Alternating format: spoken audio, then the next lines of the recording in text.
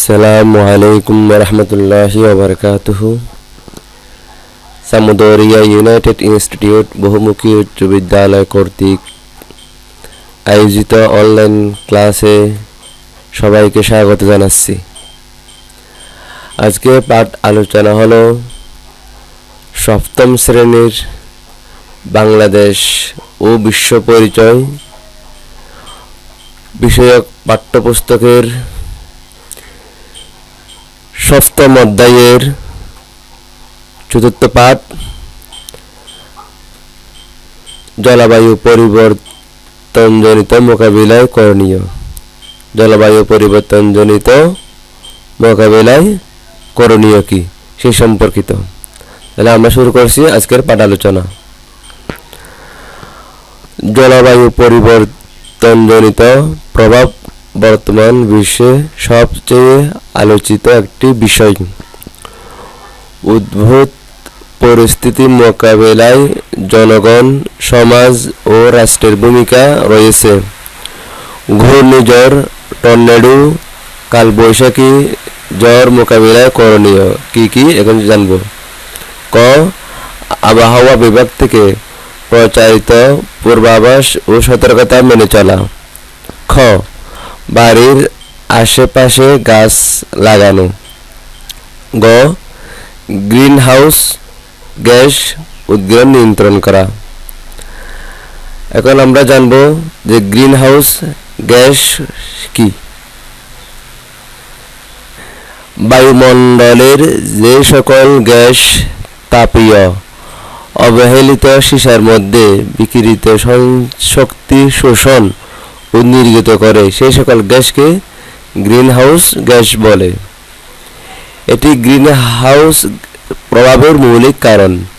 পৃথিবীর বায়ুমণ্ডলে প্রাথমিক গ্রিন হাউস গ্যাসগুলোর মধ্যে আছে জলীয় বাষ্প, carbon dioxide, methane, nitrous oxide এবং ওজোন। গ্রিন হাউস গ্যাস ছাড়া পৃথিবী পৃষ্ঠের গড় তাপমাত্রা হতো 18 ডিগ্রি সেলসিয়াস, যা বর্তমানে আছে 15 ডিগ্রি সেলসিয়াস। সৌরজগতের বিভিন্ন গ্রহ যেমন শুক্র, মঙ্গল ইত্যাদির বায়ুমণ্ডলেও বিভিন্ন গ্রিনহাউস গ্যাস রয়েছে। এখন আমরা জানব যে গ্রিনহাউস গ্যাস কোনগুলো কি কি। জলীয় বাষ্প, বায়ুমণ্ডলে যে সকল গ্যাস তাপীয় অবহেলিত সীসার মধ্যে বিকিরিত শক্তি শোষণ ও নির্গত করে সে সকল গ্যাসকে গ্রিন হাউস গ্যাস বলে। এটি গ্রিন হাউস প্রভাবের মৌলিক কারণ। যে সকল গ্রিন হাউস গ্যাস পৃথিবীর বায়ুমণ্ডলে প্রচুর পরিমাণ পাওয়া যায় সেগুলো হলো কি জলীয় বাষ্প, carbon dioxide, methane, nitrous oxide, ozone, chlorofluorocarbon সমূহ ইত্যাদি।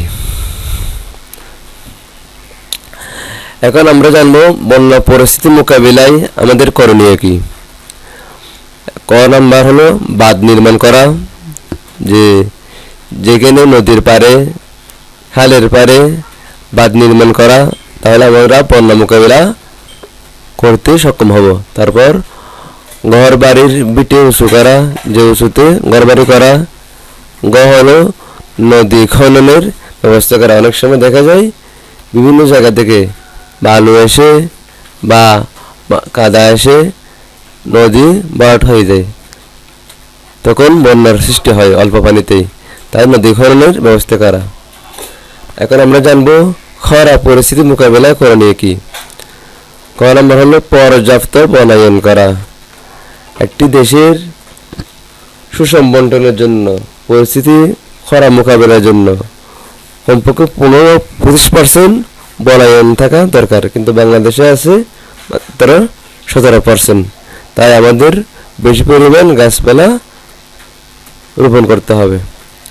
তারপর খরা পরিস্থিতি মোকাবিলায় 6 নম্বর কাজ করতে হবে ভূগর্ভস্থ পানির স্তর পরীক্ষা করে মাটির নিচ থেকে পানি উত্তোলন বন্ধ করা। যে পানির নিচ থেকে আমরা যে পরিমাণ পানি তুলি, যে পানির স্তরটা পরীক্ষা করে যদি দেখা যায় পানির ভূগর্ভস্থ পানির স্তর বেশি নিচে নেমে গেছে, তখন সেখান থেকে পানি উত্তোলন বন্ধ করতে হবে। তাহলে আমরা খরা পরিস্থিতি মোকাবেলা করতে পারবো। এখন আমরা জানব নদী ভাঙ্গন পরিস্থিতি মোকাবিলায় আমাদের করণীয় কি। খ নম্বর হলো নদীর পাড়ে গাছ লাগানো, নদীর পাড় সংরক্ষণ করা, নিয়মিত নদী খননের ব্যবস্থা করা। এ হলো তোমাদের পাঠ্যপুস্তকে জলবায়ু পরিবর্তনজনিত মোকাবিলায় করণীয়। এখন আমরা জানব যে আরো কিছু তথ্য জলবায়ু পরিবর্তনজনিত মোকাবিলায় যে বাংলাদেশ কি কি অবস্থা হতে পারে এবং কি কি পদক্ষেপ নিয়েছে। যে সারা বিশ্বে বর্তমান সময়ের সবচেয়ে আলোচিত বিষয় হলো জলবায়ু পরিবর্তন। এই জলবায়ু পরিবর্তনের ফলে বাংলাদেশ এখন বর্তমান হটস্পটে সূচকে রয়েছে। বর্তমান জলবায়ু পরিবর্তন সূচকে বাংলাদেশের অবস্থান ষষ্ঠ।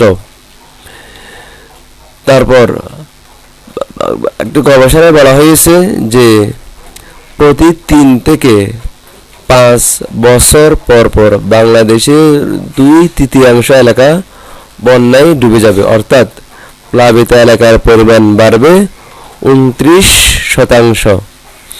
বিশ্বব্যাংকের প্রতিবেদনে আরও বলা হয়েছে 2050 সালের দিকে দেশে অর্থাৎ বাংলাদেশে ঘূর্ণিঝড়ের সংখ্যা অনেক বাড়বে এবং 3 মিটার উচ্চতার জলোচ্ছ্বাস নিয়ে উপকূলে আঘাত হানবে। এতে প্রায় 90 লাখ মানুষ বাস্তুচ্যুত হতে পারে। 2080 সালের মধ্যে বাংলাদেশ উপকূলে সমুদ্র পৃষ্ঠের উচ্চতা 65 সেন্টিমিটার বাড়লে দেশের দক্ষিণ পশ্চিমাঞ্চলের 40% ফসলি জমি হারিয়ে যাবে নদীগর্ভে। এছাড়া দাবদাহ ও খরার পরিমাণ বাড়বে। 10% ধানের জমি এবং 30% গমের জমি হ্রাস পাবে, কমে যাবে। তারপর WWF এর গবেষণায় দেখা যায় শুধু ঢাকা শহরে 1995 সালের মে মাসের তুলনায় 2009 সালের নভেম্বর মাসের তাপমাত্রা বেড়েছে 1.50 ডিগ্রি সেলসিয়াস। 2016 সালে ছিল শতাব্দীর সর্বোচ্চ তাপমাত্রার বছর। এই বছর গড় তাপমাত্রা ছিল 1.6 ডিগ্রি সেলসিয়াস। বাংলাদেশ আবহাওয়া অধিদপ্তরের সূত্র মতে 2050 সাল নাগাদ বাংলাদেশের তাপমাত্রা গড়ে 1.40 ডিগ্রি সেলসিয়াস এবং 2100 সাল নাগাদ 2.40 ডিগ্রি সেলসিয়াস বাড়বে বলে ধারণা করা হচ্ছে। বর্তমান দেশের পূর্ব ও মধ্য অঞ্চলের 33টি জেলা বন্যার ঝুঁকিতে রয়েছে। উন্নত বিশ্বের গ্রিন হাউস গ্যাস নির্গমনকারী দেশগুলো যেমন চীন, যুক্তরাষ্ট্র, ভারত, রাশিয়া জলবায়ু পরিবর্তনে প্রশ্নবিদ্ধ ভূমিকা পালন করেছে। ফলে বাংলাদেশের মতো উন্নয়নশীল দেশ এবং তৃতীয় ও চতুর্থ বিশ্বের দেশগুলোর উপর জলবায়ু পরিবর্তনের প্রভাব বিস্ফোরা হয়ে দেখা দিয়েছে। উদ্ভূত পরিস্থিতি মোকাবিলায় বাংলাদেশের ভূমিকা বর্তমান বিশ্বে উজ্জ্বল দৃষ্টান্ত স্থাপন করেছে। এসডিজি বাস্তবায়নের লক্ষ্যে জলবায়ু পরিবর্তন মোকাবিলা করতে উন্নয়নশীল বিশ্বের নবীন দেশটি দৃঢ় প্রতিজ্ঞাবদ্ধ হয়ে নিজেকে উপস্থাপন করতে সক্ষম হয়েছে। বাংলাদেশ ইউএনএফসিসির সদস্য দেশগুলো নিয়ে প্রতি বছর আয়োজিত কপ সম্মেলনে অংশগ্রহণ করে গুরুত্বপূর্ণ মতামত প্রদান করে আসতেছে। 2015 সালের কপ 21 সম্মেলনে গৃহীত প্যারিস জলবায়ু চুক্তিতে বাংলাদেশ চুক্তি স্বাক্ষর অনুষ্ঠানের প্রথম দিনে স্বাক্ষর করেছে। বাংলাদেশ চতুর্থ দেশ হিসেবে 2013 সালের কিয়োটো প্রটোকলের দ্বিতীয় মেয়াদে ও সমর্থন করে জলবায়ু পরিবর্তন মোকাবেলায় নিজেদের অবস্থান বিশ্ব দরবারে জানান দিতে সক্ষম হয়েছে। বিশ্বব্যাংকের প্রতিবেদনে economic of adaptation to climate change Bangladesh অনুযায়ী ঘূর্ণিঝড় ও বন্যা মোকাবেলায় 2050 সাল পর্যন্ত প্রতি বছর গড়ে মোট 166 মিলিয়ন মার্কিন ডলারের অতিরিক্ত অর্থায়ন প্রয়োজন হবে বলে প্রাক্কলন করা হয়েছে। এর পরিপ্রেক্ষিতে সরকার জলবায়ু পরিবর্তনজনিত ঝুঁকি মোকাবিলায় জাতীয় সক্ষমতা বৃদ্ধির লক্ষ্যে Bangladesh climate change strategy and action plan 2009 প্রণয়ন করে 6টি বিষয়ভিত্তিক 44টি কার্যক্রম নির্ধারণ করে কাজ করছে। বিশ্বের প্রথম দেশ হিসেবে বাংলাদেশ নিজস্ব অর্থায়নে 2010 সালের জলবায়ু পরিবর্তন তহবিল গঠন করেছে। এই তহবিলে 2010 সাল থেকে 2018 সাল পর্যন্ত মোট 3,200 কোটি টাকা বরাদ্দ দেওয়া হয়েছে। তারপর 2030 সালের মধ্যে আন্তর্জাতিক সহায়তা 10% এবং নিজস্ব অর্থায়নে 5% কার্বন নিঃসরণ হ্রাস করার লক্ষ্যমাত্রা নির্ধারণ করার পাশাপাশি পরিবেশ বান্ধব ব্যাপক শিল্পায়নে গুরুত্বপূর্ণ পদক্ষেপ গ্রহণ করেছে বাংলাদেশ। বাংলাদেশ 2013-14 অর্থ বছরে জলবায়ু অর্থায়নে $170 কোটি ব্যয় করেছে, যা ওই বছরের বাজেটের 6.36%। সবচেয়ে উল্লেখযোগ্য বিষয় হলো জলবায়ু পরিবর্তন মোকাবিলার গুরুত্ব অনুধাবন করে 2018 সালের 14 মে মন্ত্রিসভায় বন ও পরিবেশ মন্ত্রণালয়ের নাম পরিবর্তন করে পরিবেশ, বন ও জলবায়ু পরিবর্তন মন্ত্রণালয় নামকরণ করে জলবায়ু সংক্রান্ত বিষয়টির প্রশাসনিক ভিত্তি প্রদান করা হয়েছে, যা তৃতীয় বিশ্বে নজিরবিহীন।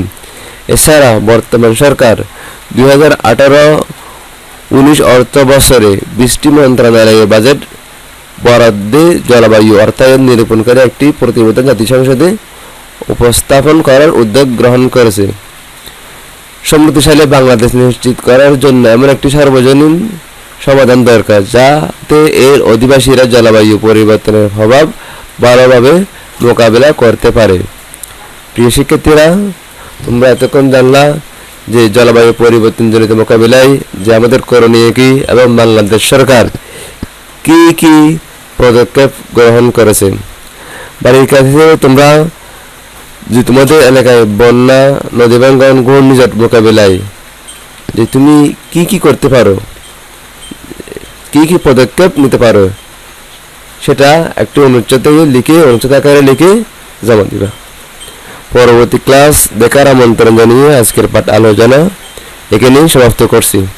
সবাই ঘরে থাকবা, সুস্থ থাকবা, স্বাস্থ্যবিধি মেনে চলবা, প্রয়োজনে ঘরের বাইরে গেলে মাস্ক ও হ্যান্ড স্যানিটাইজার ইউজ করবা, আর নিয়মিত অনলাইন ক্লাস ও পড়াশোনা করবা। ভালো থাকবা। আল্লাহ হাফেজ। আসসালামু আলাইকুম ওয়া রাহমাতুল্লাহি ওয়া বারাকাতুহু।